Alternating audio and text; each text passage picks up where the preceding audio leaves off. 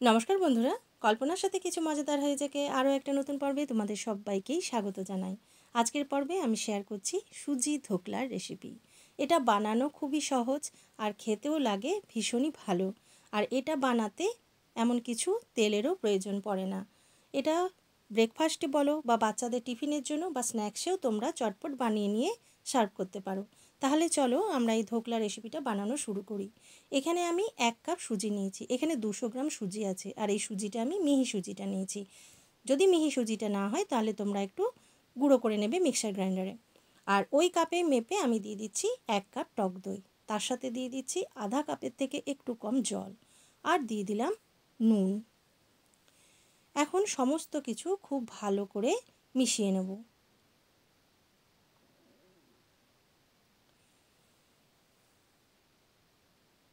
খুব ভালো করে এটাকে আমি মিশিয়ে নিয়েছি আর 15 মিনিটের জন্য রেস্টে রেখে দেবো। এদিকে আমি ধোকলাটা তৈরি করার জন্য একটা কড়াই বসিয়েছি আর এর মধ্যে আমি একটা স্ট্যান্ড বসিয়ে দেবো আর তার সাথে দিয়ে দেবো 2 কাপ পরিমাণে জল। এমন একটা বাসন নেবে যার মধ্যে ধোকলার যেটার মধ্যে বসাবে সেটা যেন খুব সুন্দর করে সেট হয়ে যায়। এখন এই জলটাকে ফুটতে দেবো। আমি ধোকলাটা যার মধ্যে তৈরি করব, তো এরকম একটা আমি থালার মতো নিয়েছি, তোমরা যে কোনো ধরনের টিফিন বাটিও নিতে পারো। তো এর মধ্যে অল্প সাদা তেল খুব ভালো করে ব্রাশ করে দিচ্ছি।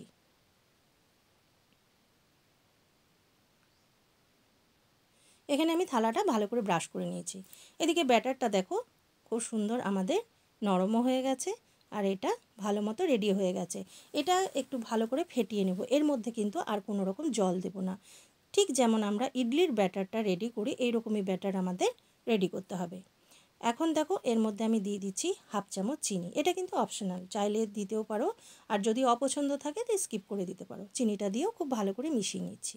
এখন নিয়েছি ইনো ফ্রুট সল্ট, এটা আমি 1 প্যাকেট এখানে দিয়ে দিলাম আর এর মধ্যে দিয়ে দিলাম সামান্য একটু জল।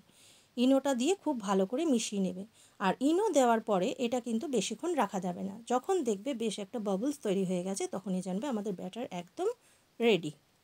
এবারে যে থালাটা রেডি করেছিলাম তার মধ্যে আমি এই ব্যাটারটাকে ঢেলে দিচ্ছি আর একটু ভালো করে সেট করে নেবো, এটাকে ট্যাপ করে দিচ্ছি। এবারে কড়াইয়ের মধ্যে দেখো এদিকে জলটা ফুটে গেছে, এর মধ্যে আমি থালাটাকে বসিয়ে দেবো। থালাটা বসিয়ে এটাকে 15 মিনিটের জন্য ঢাকা দিয়ে মিডিয়াম ফ্লেমে আমি এটাকে রান্না করে নেব। দেখবে যদি খুব বেশি ভাপ বেরিয়ে আসে তখন সেক্ষেত্রে ফ্লেমটা একটু কম করে দিতে পারো। আর আমি এই লিডের মধ্যে যে ছিদ্রটা আছে সেটাকে একটা কাগজ দিয়ে বন্ধ করে দিয়েছি। এবারে দেখো 15 মিনিট হয়ে গেছে। আমি এখানে একটা চেকার দিয়ে তোমাদেরকে দেখিয়ে দিচ্ছি যে ধোকলাটা আমাদের রেডি হয়েছে কিনা। তো এখানে দেখো ধোকলা আমাদের একদম রেডি। এখানে চেকারটা কিন্তু পুরো ক্লিয়ার আসছে আর হাতের মধ্যে লেগেও যাচ্ছে না। এবারে এটাকে আমি আলাদা একটা জায়গায় নামিয়ে একটু ঠান্ডা করে নেব। তার আগে ঠান্ডা করার আগেই আমি গরম অবস্থাতে চেকার দিয়ে এটাকে একটু ফুটো ফুটো করে নেব। এতে কি হবে, আমি যখন এর মধ্যে যে একটা ছোক লাগাবো সেটা খুব সুন্দর করে এর মধ্যে চলে যাবে ভিতর অবধি। এবারে দেখো এখানে আমি 2টো কাঁচা লঙ্কা নিয়েছি, এটাকে লম্বা লম্বা করে কেটে নিয়েছি আর সিডগুলোকে বার করে দিয়েছি। তার সাথে দিয়েছি হাফ চামচ সর্ষে আর হাফ চামচ সাদা তেল। এখানে আমি একটা ছোট চাটু নিয়েছি, তার মধ্যে সাদা তেল দিয়ে সর্ষে আর তিলটাকে আগেই দিয়ে দিলাম। তারপরে দিয়ে দিচ্ছি কাঁচা লঙ্কা আর দিয়ে দিচ্ছি 10-12টা কারি পাতা। এই ফোড়নটা যখন ভাজা হয়ে যাবে তখন গ্যাসটা বন্ধ করে এর মধ্যে একটু জল দিয়ে দেবে। এতে করে খুব ভালো মতো আমাদের এই ধোকলাটা খুব জুসি হবে। এবারে এই ফোড়নটা খুব ভালো করে ধোকলার উপরে ছড়িয়ে দেবো। তোমরা এটাকে আলাদা একটা পাত্রের মধ্যে ডিমোল্ড করেও তারপরেও এই ফোড়নটা দিয়ে দিতে পারো। দেখো খুব ভালো করে আমি ফোড়নটা দিয়ে দিয়েছি আর এটাকে ঠান্ডা করে নিয়েছি। এখন ঠান্ডা হয়ে গেছে, এটাকে এবারে আমি তোমাদেরকে কেটে দেখিয়ে দিচ্ছি। দেখেই বুঝতে পারছো যে কত সুন্দর সফট স্পঞ্জি জালিদার আমাদের ধোকলা তৈরি হয়েছে। এটাকে তোমরা ধোকলা যেমন চৌকো চৌকো শেপ হয় সেরকমভাবেও কেটে নিতে পারো। দেখো কতটা সফট জালিদার সুজি ধোকলা রেডি। বন্ধুরা তোমরা বাড়িতে অবশ্যই একবার এটা ট্রাই করে দেখবে। খেতে কিন্তু ভীষণই ভালো, ভীষণ হেলদি, ছোট থেকে বড় সকলেরই পছন্দের একটা খাবার। আমরা বাইরে এটা প্রায় কিনে থাকি, বাড়িতে বানিয়ে দিলে কিন্তু মার্কেট যাওয়ার দরকারই হবে না।